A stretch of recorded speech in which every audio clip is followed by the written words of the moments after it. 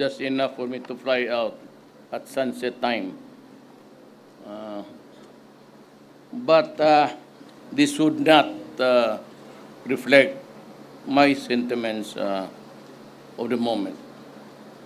You know, before a place can really be developed or a viable place to do business, you have to establish first law and order. That is my experience in Mindanao, and that is my experience as the city mayor of Davao City for 23 years. I was able to get what I want, maybe because I was given so much time to do it. Dito ngayon, I know that the NPAs are working overtime. And sino ba NPA dito ngayon? Sa likod.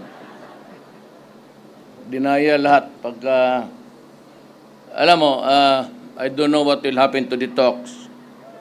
But if you guys want just maybe a place where you can work and earn money for your family, for their education, you might do well just to talk to anybody, even to the military and the police, about how we can sort it out among ourselves. War would bring us nothing. Mindanao has been there fighting, cutting each other's throat for almost 50 years. Kayo mga komunista. And you are starting to be arrogant again, and you want war. So, another 50 years of slaughtering your own countrymen. If that is what you want, and you stymie the development of this nation, not for you, but for your children and your grandchildren now, it's your take. Whatever you want, then so be it. But I'm appealing to you, malakas ang NPA dito, ano naman makukuha ninyo? I mean, season is there. You believe in what is in his head. I listened to him, and I believe in many years ago. But you know, there is always a time to reflect and review what we have in this life.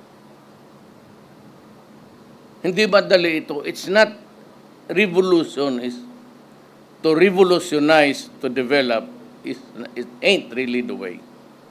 It has to be evolution. Dahan-dahan yan. You allow government to work in this area, establish economic centers, make it productive, make it safe, make the buildings, the structures, fire-free, no attack, no killing. Pero pag hindi niyo naintindihan yan, and you rely on your arms, maybe sometimes pag-isipan ninyo, what you were thinking or how brave you were before holding the rifle, and how brave you are now killing your countrymen and destroying for nothing because you have a gun. Isipin mo nga kung ano ka ngayon.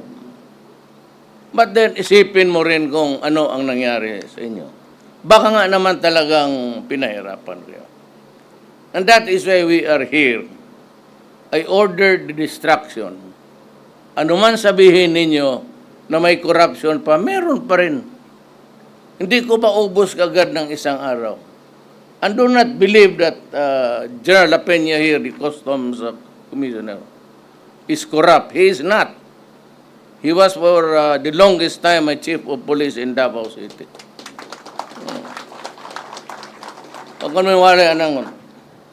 And even Faldon, you know why I trust him? We got some money when we raided Mighty Cigarettes. Did you how much we earned from there? 40 billion. Siya lang ang nag-tip sa akin. He was the sole singular guy in government na nagbulong sa akin nga there is smuggling, so much smuggling that if we can destroy it, we will have the money. And I would not believe that he would exchange that for a few million. 6 million. And it included my son. Yung ganon, kahit sinira ako to, because you have to show to the world that you have a viable place of investment and business.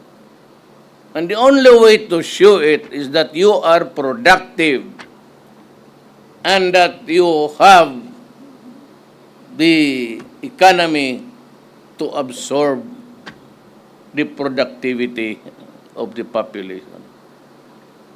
The life source, the source of government funding is taxes. Wala nang iba. We cannot print money beyond our value as a nation. GDP and all the productivity that you can exert. That would constitute kung gaano tayo kayaman. Na vis-a-vis with America, ang dollar natin is 52.50. Ang dollar nila sa ating peso is $1 per 53 pesos. It's because walang trabaho, may gera tayo dyan sa NPA, wala naman pumupunta dito, takot. It's not because there is trouble and the NPA is abound. And for what? You've been doing it for 50 years. You have stymied the ambitions of people. Kayong mga taga rito, kung maniwala kayo sa NPA, hindi kayo lalabas dito. Yung mga mahirap ninyo, yan ang sinasabi ko sa lahat, pati sa hulo. Anak, if you do not shape up, we will never get from the rut of poverty. You'll just have to trust government. And anyway, there's an election. So ako, sinabi ko, I have many issues. Plenty. Errors. Marami. But the issue of money was never one of them. Kaya nung nag-mayor ako, sabi ko, I want this city. You want an example of what a productive city is? Hindi ako magyayabang. Pumunta kayo ng Davao City. Kayo lang nasubrahan siguro ni Inday, yung anak ng mayor ko, because a lot of lamentations, not complaints about... kasi doon, pagka alas 12, sarado lahat. Nobody would serve you any alcoholic drink. Nobody would entertain you. And nobody walks the streets because baka maloitering ka. Pero hindi ang kasalanan.